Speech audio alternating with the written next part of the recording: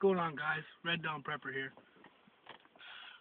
I'm going to do a little something different than most preppers today, and because I think it's just equally as important as all the other preparations you make, and that's go over preparation for your car, for your vehicle.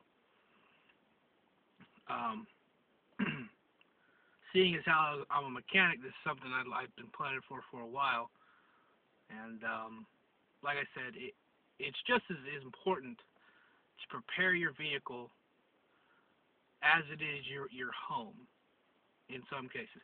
Mainly if you live in the city especially. Because if you need to bug out of the city, you ain't doing it walking. You know. So if you're well prepared, you can just throw your bag in the back and roll out. Because I think you'll have a little bit of time, you know, short of some kind of bomb going off to roll out and get as far as you need. So this will be part one. I'm just gonna sit down right here and kind of discuss, do some visual aids and so forth. Weather's a little bit bad, and of course I don't got a garage.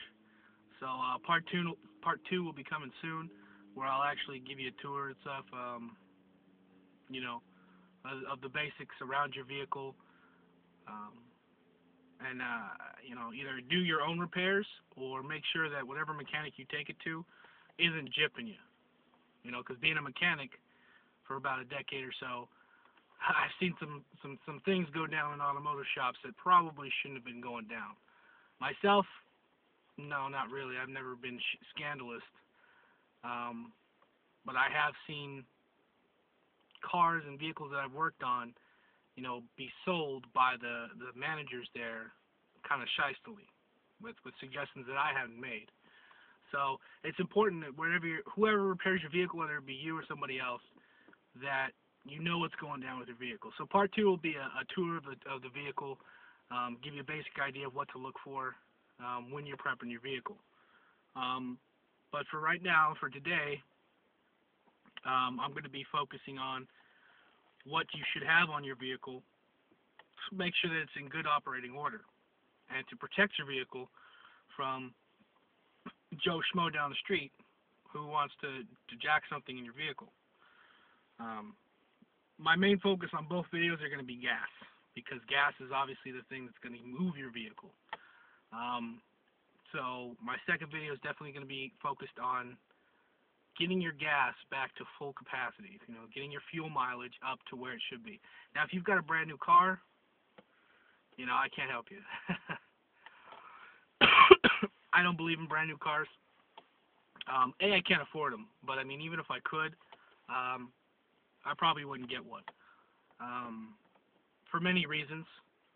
But, you know, I like something in the 90s, in the 80s, sometimes even the early 2000s, but, you know, right now I'm sitting on the Chevy S10 94 V6. So that's my baby. I chose this vehicle for a couple reasons, mainly because the gas mileage was above reproach on, you know, your common SUVs and your common big trucks, and it's still a truck. In an shtf situation, I believe a truck is going to be your best bet. You know, besides like a Jeep Wrangler or something. Mainly because, you know, it's open bed and you can close it, you can top it off if you want. It still has a good tow capacity, and, you know, like my truck, it gets about 23 miles to the gallon. You know, if you got a big ass truck, hey, I'm sorry for you, man. Getting 15, 17 miles to the gallon, hey, you know, you got to do what you got to do. And you can tow more and you can hold more stuff, and it's a trade-off, okay? Preferably, you always want a four-wheel drive vehicle in any situation. But hey, I got what I can get, you know, with my budget. So, you know, that's what I think. I also have another. I do have a Jeep Wrangler 07, and you know, that's what I bought when I had money. So, you know, that's what I got. So, like I said, today we're going to go over how to prep your vehicle. Again, if you have a new car, maybe this is not for you. But if you have an old car like me, and you know that you should be getting more gas mileage, or you want the optimal amount of gas mileage, this would be a good video, I think. But all right, first off, the most important thing that any vehicle, regardless of age, is going to need in the coming days, and I wouldn't wait.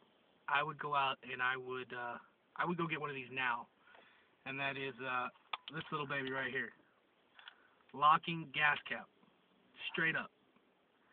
There already is starting to be a lot of theft of gas, and well, that's the easy way to get it, right? It's through the gas tank. Your common criminal is not going to just, or your common siphoner is not just going to, if he sees a locking gas cap, he might just walk away, go to the next car, figures he has a lot of options. Now, when the stuff really hits the fan, people are going to be poking screwdrivers into your gas tank. Which is another good thing about a truck is most trucks have a protector around their gas tank, as far as at least the bottom. So, it's a little bit harder. A lot of times, like I said, your common person will just go out and do something else. You know what I'm saying? So a locking gas cap, something every car must have. Straight up, no doubt about it. You want your gas to stay safe, that's what you're going to need, locking gas cap. Alright, number 2 on my list, bam, gas cans. Gas cans. 5-gallon gas cans. You want to go ahead and get friggin' 2-gallon gas cans because that's all your car could fit, whatever. But I'm going to tell you right now, you're going to want some extra gas because you never know when the next time you're going to be able to get gas. I just bought that one. I've got 4 more full, ready to go. I decided to get a 5th one just because. But how much gas do you want? You want enough at least for a full tank. I have an 18-gallon tank. I've got 4 5-gallon gas cans. Well, now 5. But, so, get your 5-gallon gas cans while you still can, because I'm going to tell you what, mine already paid for themselves. I went to Kmart, I got it for $7, tax and everything. So, I paid about $30 for 4 gas cans. And that was and I filled them up when gas was $3. So they've basically already paid for themselves. Nowadays, not so much, because price inflation is going balls deep. And that's another thing I want to point out to you guys real quick. If you really want to know how bad inflation is getting, watch your auto prices. Damn food prices. Watch your automotive parts stores. Okay? Because your parts guys, they don't absorb cost as good as your food producers. Perfect example is seafoam, which is something I like to use to clean out my injectors and engine. Back in 2008, when I was a parts manager at O'Reilly's Cragen, they were about $4, $4.50. You go into the damn stores now, they're $10. So that's a doubling in price. Okay, so that's how you know your inflation's getting bad. Things like lights, light bulbs, blinker bulbs. They used to come $2.50 for a 2-pack. You can buy one for about 90 cents. Nowadays they're $5 for a pack of blinker bulbs. Ridiculous. So if you really want to know how bad things have gotten, I know you probably don't have something to compare. You don't remember. But if you do happen to remember what things used to cost in the parts store, now you know that inflation's really starting to hit us. So stuff is really going down really fast. And I notice it because I'm in a parts store, weekly, bi-weekly. Because, that's part of my deal.